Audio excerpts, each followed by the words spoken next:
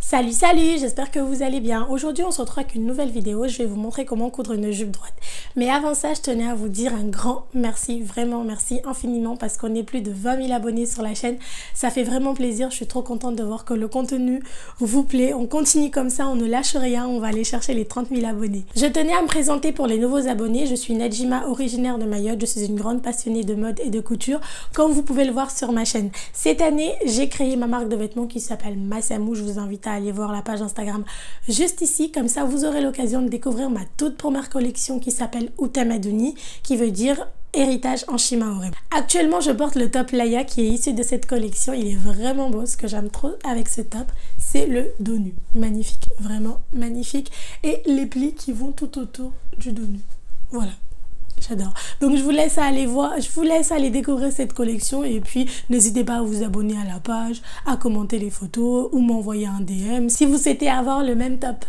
Pour faire cette jupe, je me suis inspirée de cette tendance jupe maxi en denim à la longueur dramatisée et aux accents DIY, ou même celle avec des fentes maxi plus des poches italiennes que je trouve vraiment beau. Sauf petit problème, c'est que je n'aime pas les jupes en denim. Le seul denim que je porte, c'est les pantalons et les shorts. Je n'ai pas de jupe, pas de robe, pas de veste, ni de combinaison, rien de tout ça. Et je vous vois venir, hein. J'ai déjà essayé, mais sincèrement, je trouve pas que le rendu est beau sur moi. Mais ça m'empêche pas de trouver que les autres, ça leur va très bien.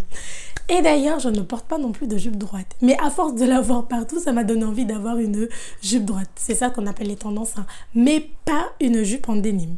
Et je me suis dit, tiens, pourquoi pas ne pas faire cette même jupe, mais avec un tissu number one. Et c'est exactement ce que j'ai fait.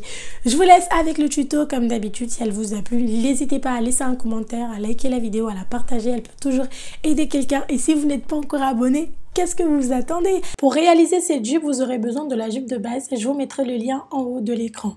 Reportez le patron jupe dos et devant. Pour la longueur, j'ai pris 100 cm.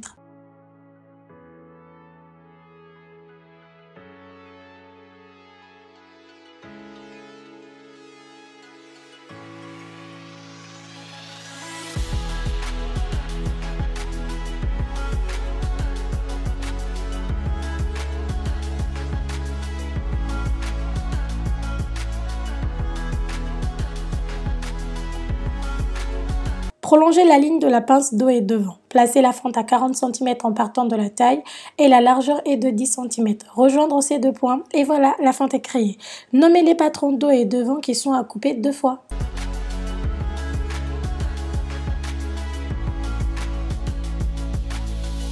Pour la parementure, mesurez la taille dos et devant. Additionnez les deux mesures, c'est la longueur de la ceinture. Pour la largeur, prendre 5 cm et c'est à couper au pli.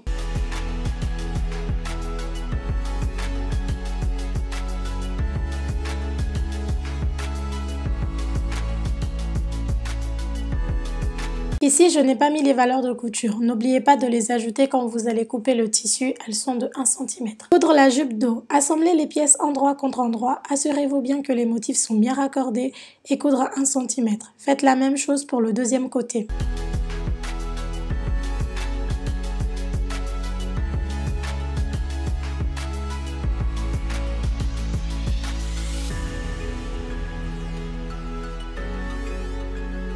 Et maintenant, coudre les deux côtés du dos, endroit contre endroit à 1 cm. Et n'oubliez pas d'ouvrir les coutures au fer à repasser.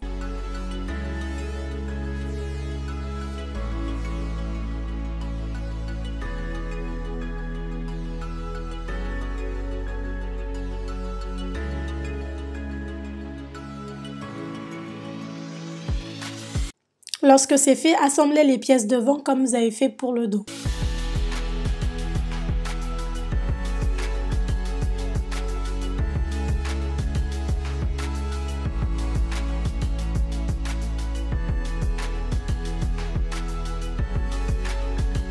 Pour les pièces devant, vous devez d'abord surjeter le côté avec la fente avant de l'assembler endroit contre endroit.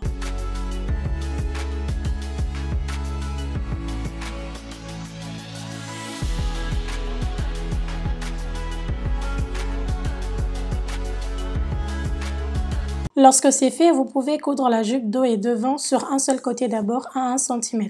Assurez-vous bien que les motifs sont bien alignés. Après cela, surjetez tous les coutures pour une meilleure finition et si vous n'avez pas de surjeteuse, utilisez le point zigzag. Maintenant, il faut former l'autre côté de la jupe, laissez une ouverture de 20 cm pour la fermeture éclair.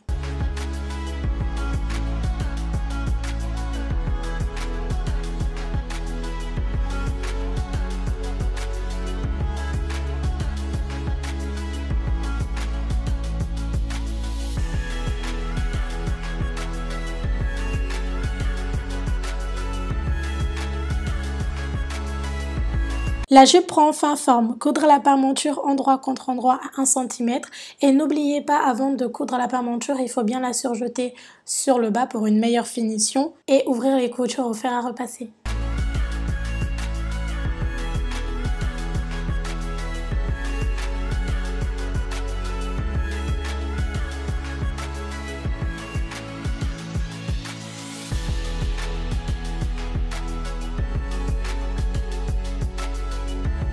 Quand vous retournez la parementure, ça donne ça. Faut bien repasser à l'intérieur et tout, comme d'habitude.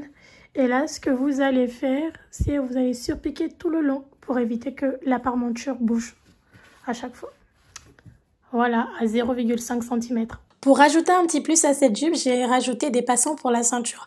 Alors, vous devez couper un rectangle de 11 cm de long et 3 cm de largeur 4 fois. Repliez chaque côté des passants avant de les assembler.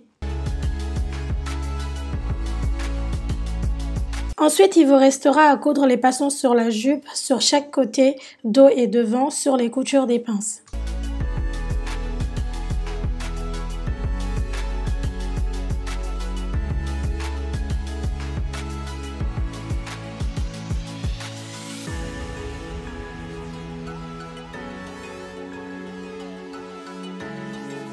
Et pour finir, coudre la fente à 1 cm et n'oubliez pas de faire l'ourlet du bas. Et la jupe est finie.